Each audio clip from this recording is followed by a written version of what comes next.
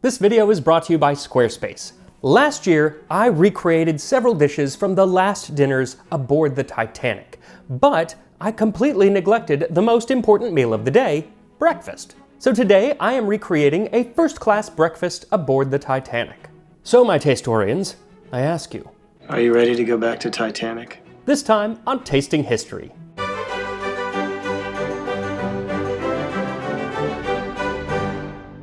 First-class meals aboard the Titanic were opulent and plentiful. Dinner could be up to 11 courses if you considered the post-dessert fruit and cheese a course, which I do, of course. And while breakfast wasn't as regimented or as robust as dinner, there was still a lot of food on offer. The menu presented had dozens of options and you could order whatever you liked. Personally, I've decided on a first-class breakfast of baked apples, smoked salmon, shirred eggs, buckwheat cakes with black currant conserve and Oxford marmalade, and a bit of watercress at the end to aid in digestion.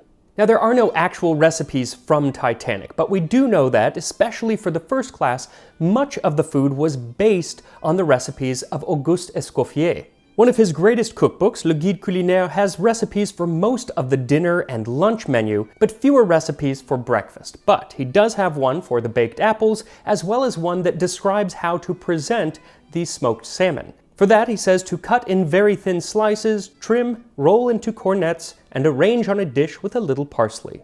Super easy, and his baked apples are pretty simple as well. He just says to core them, leaving a bit of core at the very bottom, and then cut a thin line through the skin around the middle of the apples, then set them in a tray, and fill the center of each with a mixture of butter and castor sugar. Add a little water to the tray, and cook the apples gently in the oven.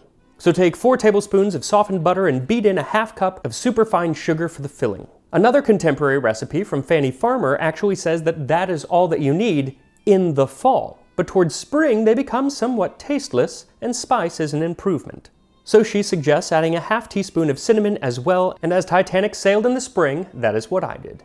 Then fill the apples with the filling, then pour some boiling water into the dish, just enough to cover the bottom, and set the apples in the oven at 375 Fahrenheit or 190 Celsius for about an hour or until they're nice and soft but not mushy. Now, Escoffier does not have recipes for either the buckwheat cakes or the shirred eggs, but luckily Fanny Farmer, whose cookbook was selling off the charts when the Titanic sailed, does have recipes for those, so that's who I'm going to look to for those recipes. And speaking of cookbooks flying off the shelves, my cookbook comes out in 1 month, and my publisher is sending me on a book tour. So if you are inclined to have your cookbook signed, then come on down and hang out for a while. So the cities that I'm currently going to are LA, Seattle, Portland, San Francisco, and Phoenix, but hopefully more cities will be added soon, so I will definitely keep you up to date with how that's going. But for now, I will put links in the description to where you can sign up for those cities right now. Now, Fanny Farmer's buckwheat cakes are very similar to modern pancakes, but yeasted. So instead of using baking powder to give them a rise, they use yeast. So to make these, you'll need 2 cups or 475 milliliters of milk and then scald it. Then pour it over 1/3 cup of breadcrumbs and let it soak for 30 minutes. Then once the mixture has had time to cool, add in a half teaspoon of salt and 2 teaspoons of dried yeast and stir until dissolved. Then add in the buckwheat flour. Now, Fanny is not specific on exactly how much buckwheat to add. She just says, add buckwheat to make a batter thin enough to pour. For me, that was about 1 cup, then cover the batter, let it rise overnight. Then she says, in the morning, stir well, add molasses, and cook as griddle cakes. So stir in 1 tablespoon of molasses, then pour a bit of the batter onto a hot griddle over medium heat, and let them cook for about 1 minute to 1.5 minutes before flipping them over and letting them cook for another minute. And you can make them any size that you want, but the larger they are, the harder they are to flip. Now, the last thing we have to make is the shirred eggs, but before we do so, I wanted to point out a couple of interesting little things that are on this menu for breakfast from the Titanic. First, there's a typo. The word marmalade is spelled marmalade. And the mistake was not replicated on the second-class menu, so I like to imagine that the typo was actually very much on purpose, a passive-aggressive action taken by the steward who had to spend the days working with the first class, who I assume are rather insufferable on the Titanic, and yeah. I have no evidence to back that up, but that's what I like to imagine. Second interesting thing is the date. April 11th, 1912. And that's different from most of the menus that we have, which are from April 14th, the day that the Titanic hit an iceberg. And once you hit the like button and subscribe to Tasting History, I'm going to let you know why that is. Numerous menus survive from the Titanic, and most of them are from the day of the sinking because people were still carrying them in their jacket pockets when they were taken out of the ocean and saved by the Carpathia. So for third class, we have the entire day because the entire day's meals were laid out on one menu. But for first and second class, different menus were printed for different meals, so most of what we have are from dinner that night, and then we have a few from luncheon that day. But they'd likely left their breakfast menus in their staterooms, which are now at the bottom of the Atlantic. So both the first and second class breakfast menus that survived are actually from Thursday, April 11th, because that was the day at 11:30 a.m. that Titanic arrived at Queenstown, Ireland, its last stop before heading to New York. There, RMS Titanic, being a Royal Mail ship, took on a lot of mail destined for America. But there were also a few pieces of mail that got off. These were the last postcards and letters that passengers aboard Titanic ever sent to their loved ones, and a few of them included little souvenirs, some of which were the menus from breakfast that they had had that morning. And what's cool is that besides the menus, this is really the only time that we get a glimpse into the passenger experience aboard the Titanic without the taint of the events that would happen a few days later. Like one from 20-year-old Alfred Nourney, who had actually purchased a second-class ticket, but he complained about his cabin, and as people complaining often get, he got upgraded up to first class. So he was able to send a giddy postcard to his mother from Queenstown. "Dear Mother, I am so happy being first class. I already know some nice people. A Diamond King, Mr. Astor, one of the wealthiest Americans, is on board. 1,000 kisses, Alfred." A less giddy letter was sent to a friend by eminent American painter, writer, and curmudgeon Francis Millet. "Queer lot of people on this ship. There are a number of obnoxious, ostentatious American women. The scourge of any place they infest, and worse on shipboard than anywhere. Many of them carry tiny dogs and lead husbands around like pet lambs." And he wasn't wrong. There were a number of first-class ladies who did bring their little dogs with them. There were actually 12 dogs on board, most of whom spent their days in the kennel on F-deck, though 4 of the smaller dogs would stay in the cabins with their owners. Now 3 of these dogs being kept in the cabins were the only dogs to survive the sinking, and even then, in one case of the Pomeranian Lady, she was only able to get onto a lifeboat because her owner wrapped her up like a baby, and the crew member thought it was a little baby she was carrying. I have a child! And supposedly, when saved by the Carpathia, those crew members didn't want at least one of the dogs to come aboard, but luckily, all 3 dogs did get off the lifeboats and onto the Carpathia and survived. But the 4th dog, Frou Frou, who did stay in a cabin, he did not survive because his owner, Helen Bishop, later wrote, "The loss of my little dog hurt me very much. I will not forget how he dragged on my clothes. He so wanted to accompany me." But there would be little sympathy for a woman carrying a dog in her arms when there were lives of women and children to be saved. There's a sad story, the veracity of which is somewhat suspect, of Anne Elizabeth Isham. Now, she had gotten into a lifeboat, and the lifeboat was ready to go down when she got out to go to the kennel to save what in most stories is a Great Dane. And she never made it back to the lifeboats.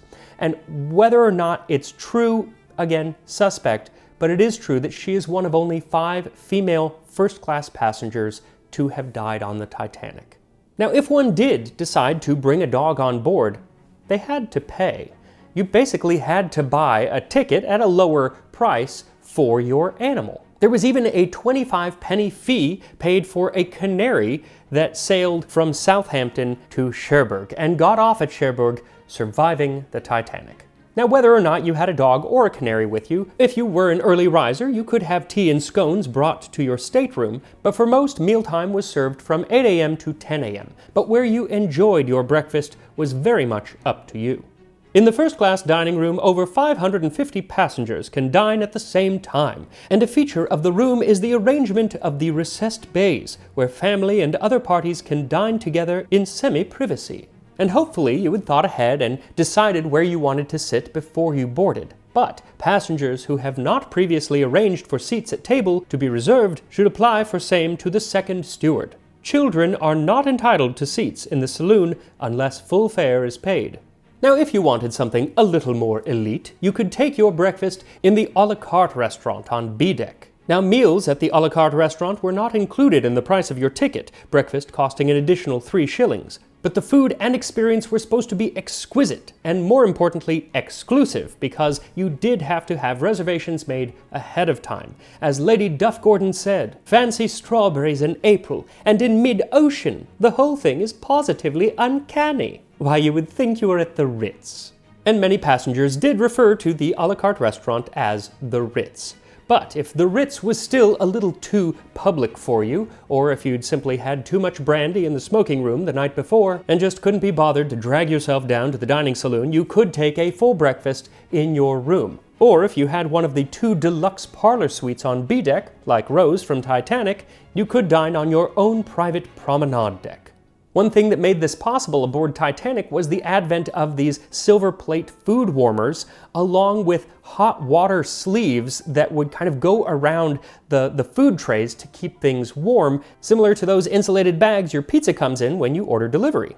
And if you were dining in your room, you'd likely be ordering from the menu that we are using today. And that menu, along with all of the menus, would have been put together by the chief first-class steward, Andrew Latimer, along with the chefs on board. Now, we obviously know about the dishes that we are making today, but there are a few other things on the menu that I kind of want to point out. First, Quaker Oats and puffed rice, both of which were made by the Quaker Oats Company, an executive of which, Walter Donald Douglas, was traveling aboard Titanic. I can only assume that when he saw his company's product on the menu, he would feel obliged to order it as long as he had room after eating all of the meat that was provided on this menu. Grilled mutton, kidneys and bacon, grilled ham, sausage, sirloin steak, mutton chops, and of course, lamb collops. Slices of meat, in this case lamb, that was served with a sort of brown gravy and mushrooms very often, but there are different ways to make collops. Also, in England, the Monday before Lent is known as Collop Monday, and that's a day that everybody would eat collops, though I prefer the following day, which is Pancake Day. Thank you very much. Other breakfast options were eggs made most any way, as well as potatoes, mashed, sautéed, or jacket, that is, baked potatoes. And for bread, which there was plenty of, you could have scones, cornbread, or Vienna or graham rolls. And Vienna rolls were only called that in England. Most other places called them Kaisersemmel or Kaiser rolls, and that's because the design on them looked like the Kaiser's crown. They can be made in all sorts of ways, but the shape is really the important thing. And today, usually they're quite large, and we eat them for sandwiches or hamburgers. But most of the older recipes that I was looking at call for rather small, tight buns, like meant for breakfast. There you go. Now, graham rolls were also on the smaller side and were made of graham flour, which today is mostly just used for graham crackers. And all of these would have been baked daily aboard Titanic by the chief baker, Charles Joffin, and his team of bakers. And I did a whole video on him and how he survived by getting drunk and then riding the stern down, again alongside Rose from the movie. Now, to accompany the bread, you had the options of black currant conserve, basically jam, Oxford marmalade, sometimes written as marmalade, at least on the menu, and that was, on the ship, it was Frank Cooper's Oxford marmalade, and you can actually still buy that today. I did. What I did not buy was the Narbonne honey. The real Narbonne honey, which is made in a specific region in southern France. It's a white honey, and it's supposed to be wonderful, but it's really, really expensive. I found it for like $70 for a little jar like that, so one day I'll get it, but not today. And while $70 for a jar of honey is a little out of my budget range right now, it'd be nothing if you were, say, worth $1 billion, like the only Spanish couple in first class, Victor Peñasco and Maria Josefa Peñasco, Pepita to her family. And while their story really has nothing to do with breakfast, other than the fact that they would have eaten it while aboard the ship, I really wanted to tell their story because I think it's fascinating and it's definitely one of the lesser known stories from the Titanic, so please indulge me. The couple were married in December of 1910, and this was followed by a year-long honeymoon traveling around the capitals of Europe while they waited for their mansion in Madrid to be readied for them.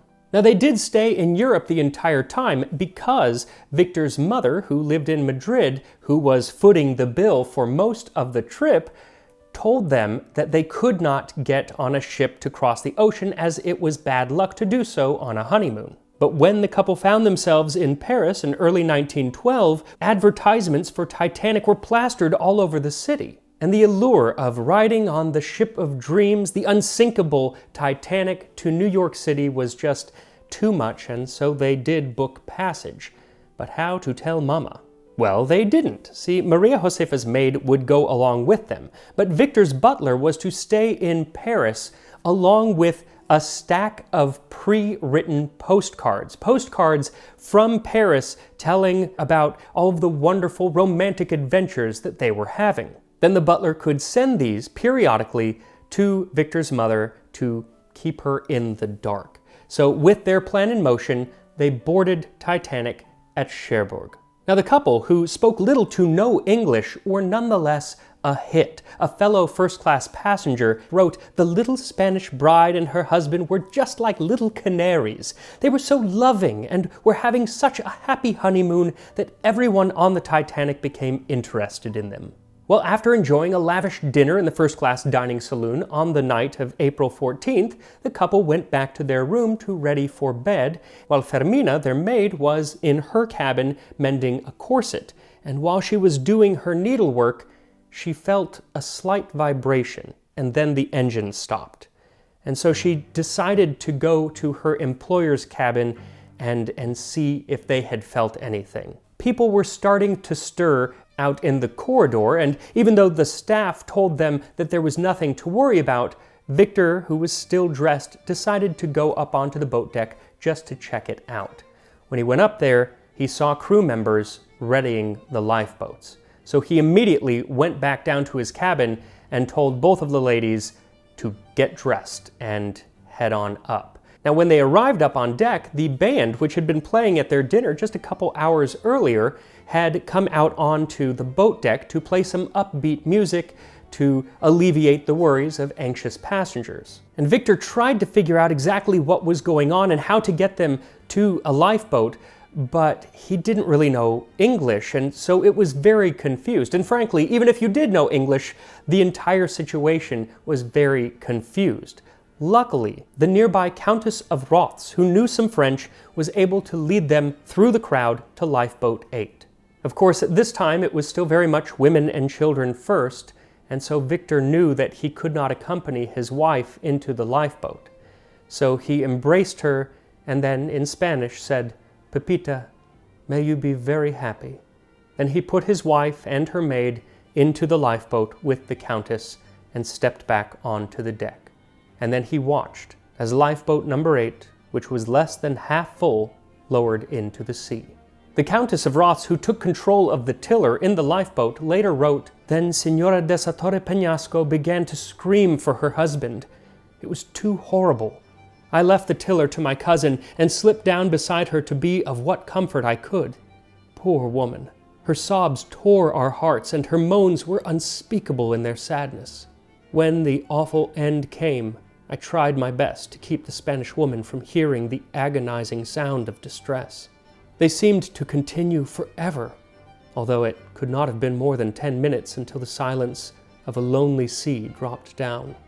The indescribable loneliness, the ghastliness of our feelings can never be told." But it was actually after the sinking that 2 more tragic events took place.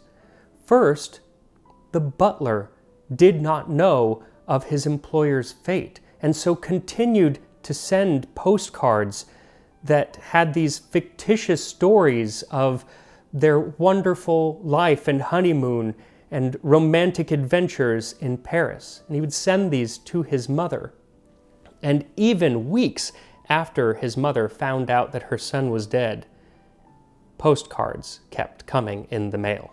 The second tragedy was that, according to Spanish law at the time, without a body, Victor could not be declared dead for 20 years.